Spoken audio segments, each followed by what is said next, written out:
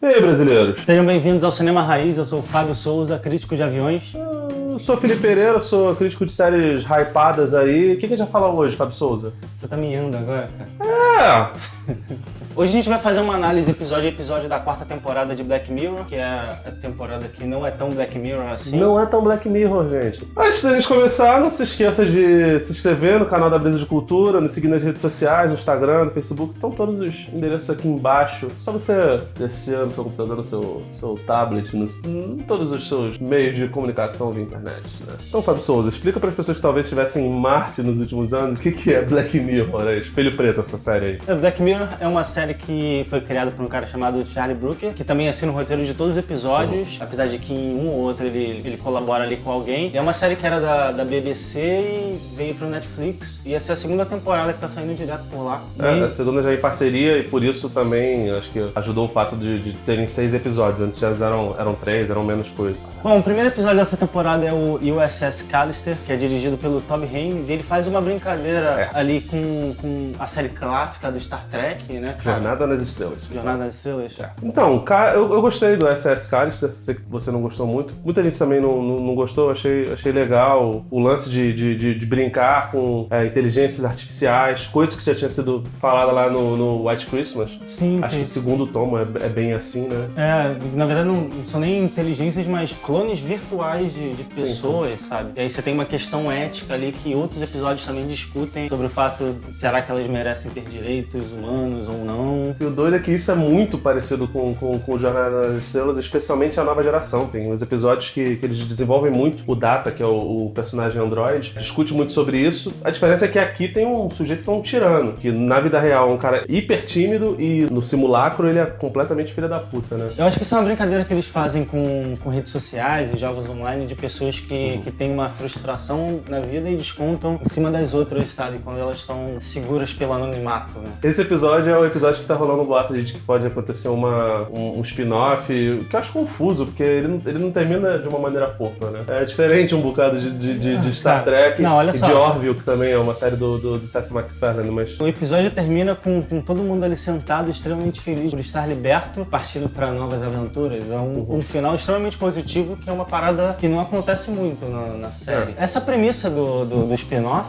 sei lá, de talvez esse grupo de inteligências artificiais ali, são clones de humanos, vivendo num mundo onde eles não sabem se são mortais ou não, porque agora eles saíram do sistema fechado e eles estão na nuvem, que são programadores que têm capacidade de hackear o próprio sistema, lidar com pessoas que estão, sabe, seguras em seus quartos. Mais interessante do que o próprio plot da série em si, sabe? Eu acho, Fábio, que essa temporada toda pode ser resumida de uma forma muito tranquila. Todos os episódios são uma merda e parecem sobras do que o Charlie Brooker não conseguiu colocar nos outros episódios. Nas outras temporadas. E a gente podia encerrar aqui, inclusive. Porque daqui, então cara... isso, esse foi o Cinema Raiz. não. O segundo episódio é o Archangel, que é dirigido pela Jodie Foster. Jodie Foster. Não aqui. Eu adoro ela, gosto pra caralho. Aqui não, aqui tá uma bosta. É muito ruim. Cara, eu acho que o problema é o roteiro, né? Qual é a premissa? Qual é a historinha? Bom, ele conta ali a história de uma mãe que tem um problema de insegurança com a filha muito grande depois de uma situação em que ela perdeu a filha ali brevemente e passa a monitorar a filha com uma tecnologia também que é bem similar, com coisas que já foram usadas na série anteriormente. E aí conta uma história, acho que sobre superproteção, sabe? Materna, e como isso, quando você ultrapassa um limite nesse ponto, isso é um problema. É que eu acho doido.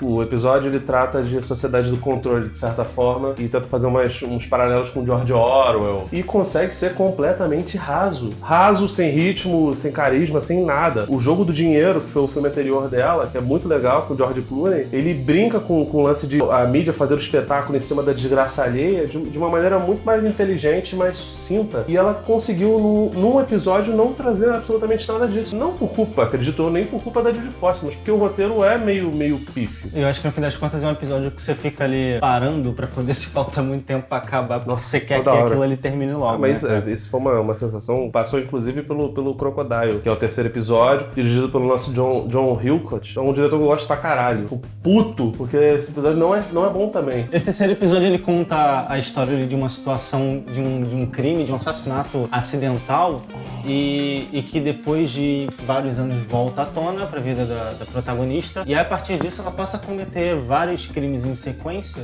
pra cobertar isso, sabe? Ela descobre que ganha gosto em matar pessoas, sabe?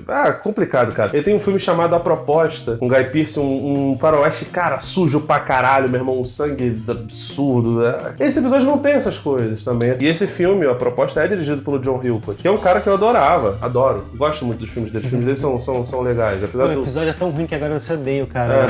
O quarto episódio, ele já é dirigido por um cara que tá mais acostumado com séries de TV, que é o Timothy Von Patten. Hank the DJ, esse eu achei que é o mais suportável até aqui. Esse episódio eu achei interessante porque ele consegue agrupar duas coisas ali que tem visto acontecer ao longo das temporadas de Black Mirror. Que uma é o plot que você não entende o que tá acontecendo, e aí só no final você consegue ter, sabe, a total compreensão. Mas, por outro lado, ela termina de um jeito positivo, o que pra mim, pra essa série é uma coisa ruim, porque quando ela termina de um modo, sabe, mais surpreendente pra um lado negativo, aquilo ali fica marcado, sabe, pra quem tá assistindo, e aquilo ali puxa a discussão. Então, se você termina a pessoa numa situação ali meio sublime, aquela sensação meio que anula tudo que a pessoa viu ao longo do episódio. Esse é o episódio do Tinder do amor? De você entregar teu coração pras pessoas? Isso ele mostra as pessoas presas ali num... Isso é louco, hein? Assim, você, em vez de você marcar seu aplicativo, você ir lá e dar um catraco, você, na verdade, você encontra o amor da sua vida. E aí o amor da sua vida tá lá, tem um tempo de validade, que fala sobre a obsolescência, né, dos sentimentos. Olha aí, ó.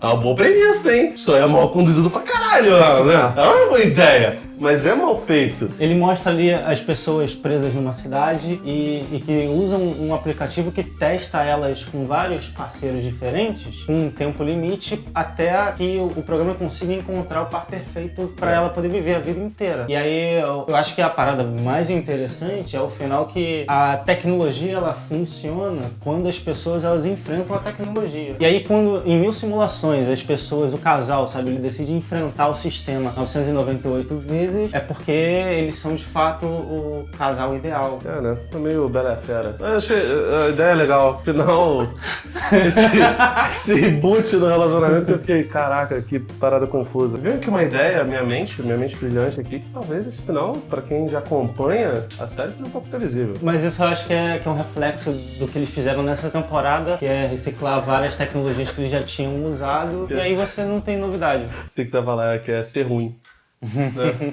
Metalhead, Fábio. Metalhead. O que você achou de Metalhead? O quinto episódio, primeiro episódio em preto e branco de Black Mirror. Primeiro episódio em preto e branco de Black Mirror e que tem pós-apocalipse. Não, esse é o primeiro. Mas tem pós-apocalipse, né? Porque supostamente a raça humana deu uma acabada. É dirigido pelo David Slade. Também é um cara de televisão. Faz pouca coisa... Ninguém suporta, né? Quem faz televisão, né? Nossa. É isso que você tá falando aí. Que isso, não. Você tá distorcendo o que eu tô falando. Mas é um episódio sobre pós-apocalipse. Mostra as pessoas sendo caçadas, né, por uns... Aquele cão que... É um cachorro, cara. É um cachorro que parece um inseto. Eu acho que esse episódio mostra como as histórias, os episódios têm se perdido, porque ele mostra uma história ali de pós-apocalipse, que é uma história de ação, e você tem personagens ali que estão numa situação de perigo, mas pela falta de carisma você não se importa com o que está acontecendo, e ele tenta apresentar o que as pessoas falam que é uma coisa muito Black Mirror, que é trazer um plot twist pro final, e que